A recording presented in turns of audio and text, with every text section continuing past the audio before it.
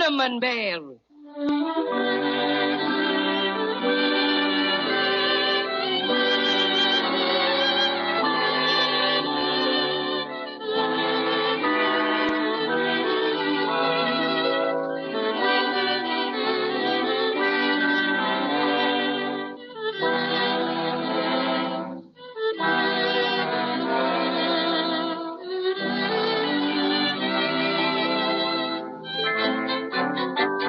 And now let's take a look at Judy and Jimmy and their friends, the Cinnamon Bear and the Crazy Quilt Dragon.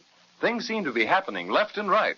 Wesley, the wailing whale, swallowed their silver star and finally got it off his chest when Crazy Quilt tickled him and made him cough it up. Samuel, the seal, caught it and started to juggle it. Higher and higher he tossed the star, and then, alack, Penelope the pelican snatched it in midair and off she flew. As Cinnamon Bear would say, this is a pretty kettle of halibuts. Oh, dear. Every time I think about our star, I want to cry. Seems like we just never will get it back. Don't you suppose we ought to just head out into the root beer ocean and keep looking, Cinnamon Bear? I don't think that would be so wise, Judy. No, I should say not. Not until I've eaten my 4 barrels of corks. It would be a sad thing for us to get started and then have me get all soaked up with root beer. Oh. What's funny, Crazy Quilt? I was just thinking, maybe we could find us a root beer float. Oh, this is no time for bum jokes, Crazy. Oh, I thought it rather good myself. It's not. Now, Judy, I don't think it would do any good to head out into the root beer ocean.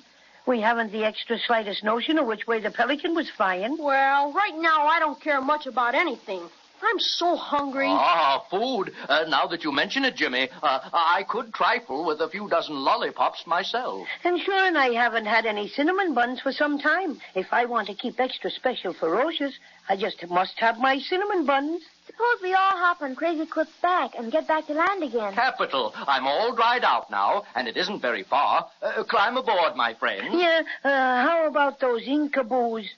Can't we go further up the coast a bit and avoid them? Soak my stuffing if I ever want to meet up with them again. None of us would, Cinnamon Bear. I'll head sort of north by east-northerly, and that'll bring us to a shore quite a bit out of their territory. You've no idea how good that sounds to me ears, Crazy Quilt. Come on, let's go. Sure thing. I'll get you ashore before you can say Jack Robinson. Jack Robinson. Oh, that's not fair, Judy. I wasn't ready. You can't swim that fast, Crazy Quilt, and you know it. Maybe so, maybe no. But just hang on tight and see how you like this. He's using his tail for a propeller. Hip along, Judy. Right in the water with going like lemon piping. Oh, my goodness.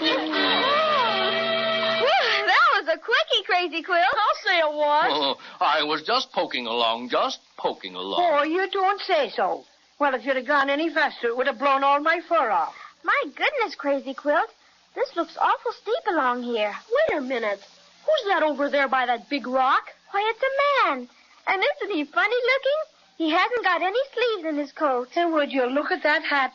It's so big it completely covers his face. And look, Judy. Look at all those white rabbits following him. Willikers. Why, there must be about 20 of them. Oh, it must be. It is. Is who? Fade my colors if it isn't that measly magician, Mr. Presto. You mean he's a bad man, Crazy Quilt? Oh, no, not that, but he's a bad magician. He takes magic lessons by correspondence. He means by mail, Judy. Right, and he insists on trying his half-baked magic on everything and anybody. Last time I met up with him, he practiced a bit on me. I shall never forget it. Well, what did he do, Crazy Quilt? Well, pride will not permit me to tell you, Jimmy. My Crazy Quilt ancestors would turn over in their graves. Greetings, my old friend Crazy Quilt. Greetings and salutations. So glad to see you again. And how's your Uncle Gregory? He seems very pleasant, Crazy Quilt. I refuse to make further comment, for a minute anyway. If he's a magician, maybe he can help us get our silver star back. Well, this is a treat if I do say so. And who are your friends, Crazy Quilt? Oh, hello, Presto. May I make you acquainted with Judy and Jimmy and Patio Cinema? How do you do? Any friend of Crazy Quilt's is a friend of mine, as I always say. So glad to see you, and how are you? How's about a few carrots, huh? Us rabbits is going to get tough if you don't crack through with some grub, and we don't mean maybe, see?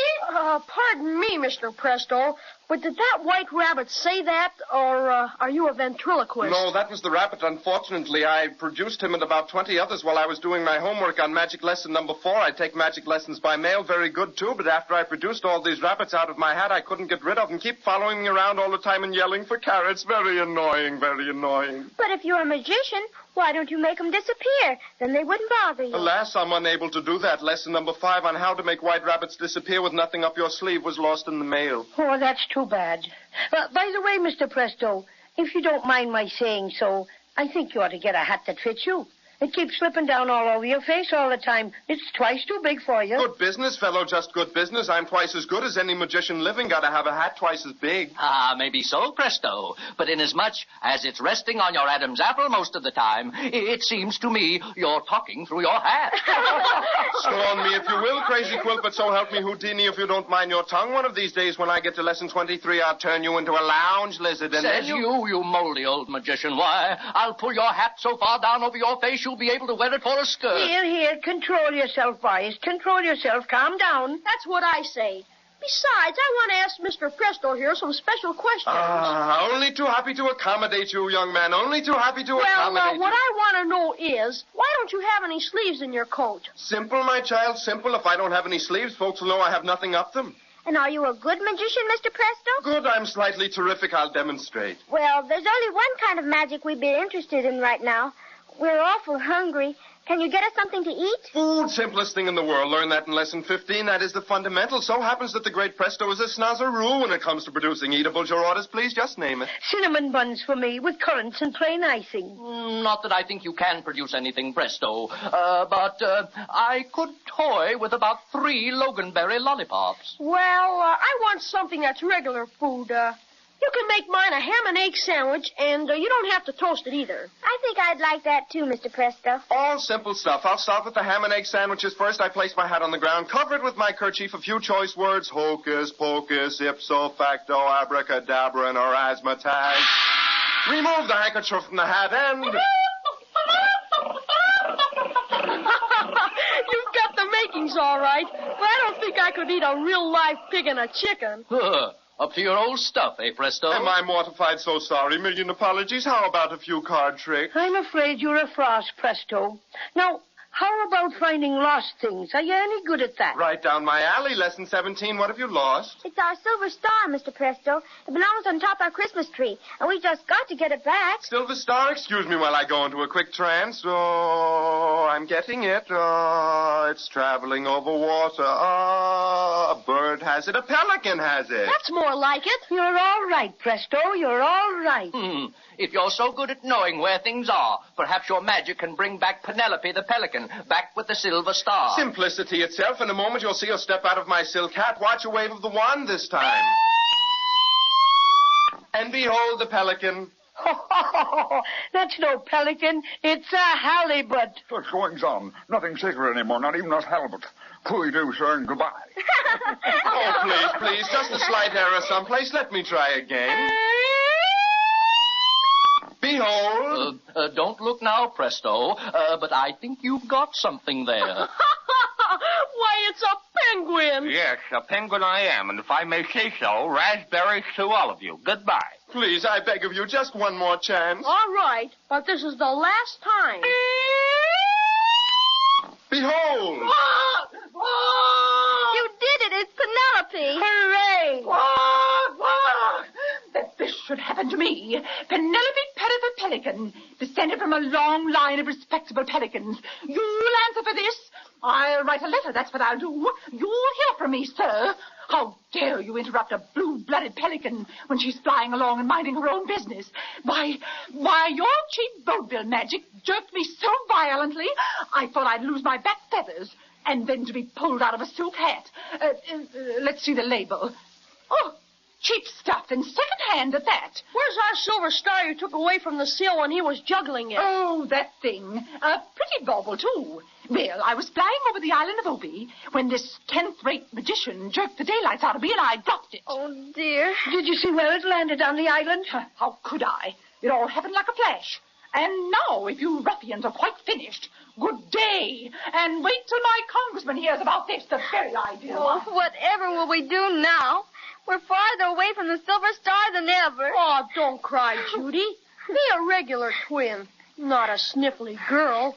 All right, Jimmy. Well, Presto, what have you to say for yourself now? Nothing, absolutely nothing. I am abject. I am prostrate. I feel like a snake in the grass.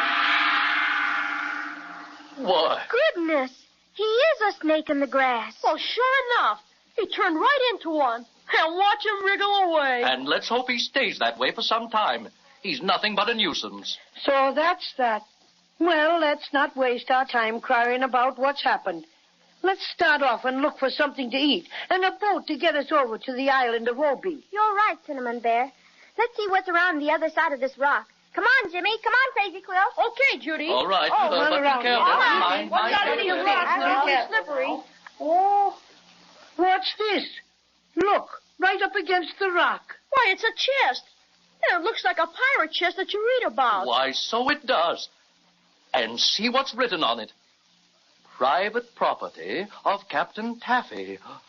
Hands off. Let's open it. Maybe there's gold in it. Now, I'll take this side, and Jimmy, you take that other side over there. And we can... Gee, Willikers, listen. Wow! We're surrounded. Pirates, we're done for. Oh, Jimmy!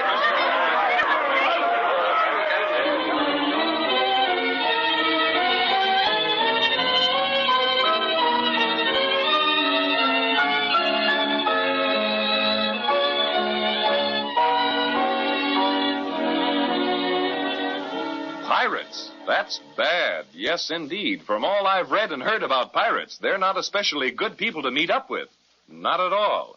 And next time we'll find out just what's in store for poor Judy and Jimmy and Cinnamon Bear and Crazy Quill.